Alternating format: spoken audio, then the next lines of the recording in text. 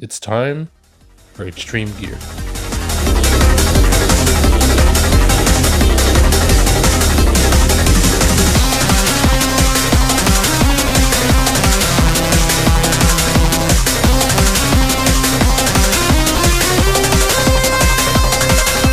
Since my last build videos and a poll that I made, a lot of you guys wanted me to make another boost type build. Well, today is the day.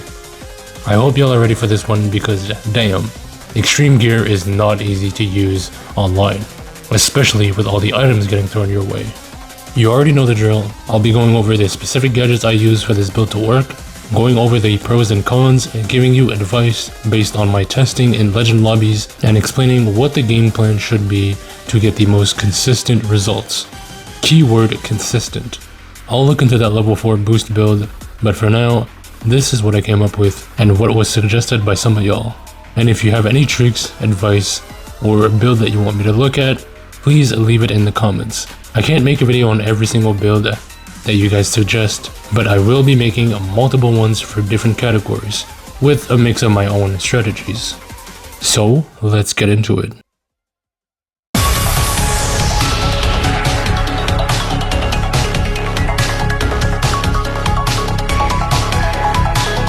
Let's get the obvious out of the way. Slipstream Bounty is one of the best gadgets in the game, in my opinion, allowing you to gain rings consistently. I've seen people run Air Trick Bounty, although I don't think it's bad. I just don't like how map dependent it is, and getting 2 rings per tricks isn't much, to be honest.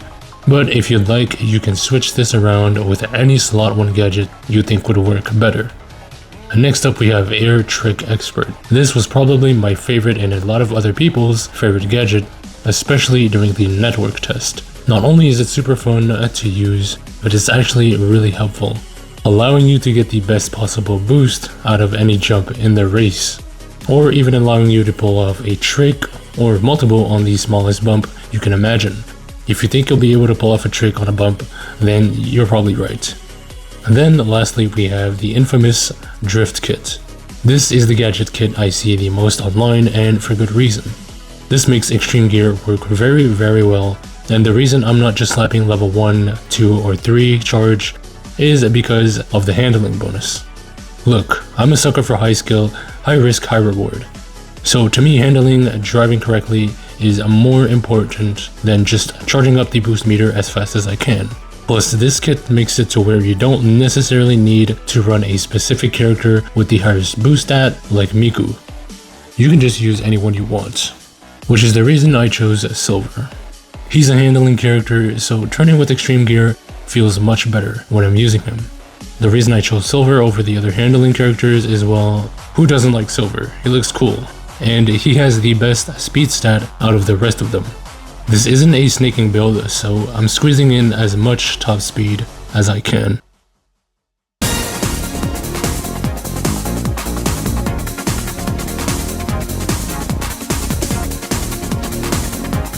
Let's start with the cons. This build is super, and I mean super reliant on your item management. What I mean by that is when you use your items is very important. It needs to be on point, trust me. And that is because your recovery on Extreme Gear, as you guys already know, is terrible. They have the slowest recovery speed out of all the other vehicles. So watch out for what items people next to you are holding. Another con is the collision. You can't really counter collision drift very well with the gear, so you'll get pushed around a lot. However, when you've got the hang of it, this build works perfectly as intended. You'll be able to keep your speed up with drifting and charging your boost pretty fast. It has nice handling for tight turns and shortcuts. Plus, it's really easy, if you're a good driver, to catch up to the top 3 in a race. It's also very fun to use, and I think this is the closest thing to a Sonic Riders type build when it comes to how good it feels, especially thanks to the Air Trick Expert. Pretty decent at front running too, but like I said, if you get hit, it's game over.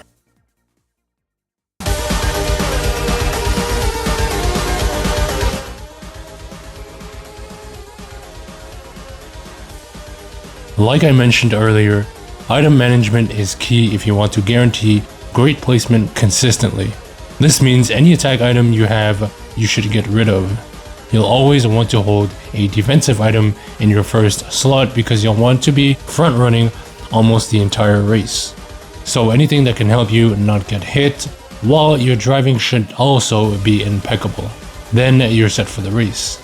You're not trying to cheese and use drill or monster truck at the last moment. This build is for those who love high speeds and rewards good track knowledge. You want to pay attention to your surroundings and look at what people are holding. Look in front, behind you.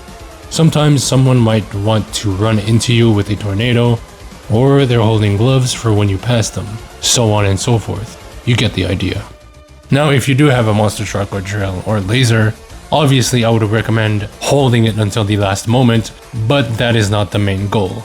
You want to get the highest level boost when jumping off ramps. Build up your rings as fast as possible. Take shortcuts whenever you feel the time is right, or you might even not take a shortcut because you know everyone else is taking it and you want to avoid the chaos and the chance of getting hit. And now I think it's time for the showcase.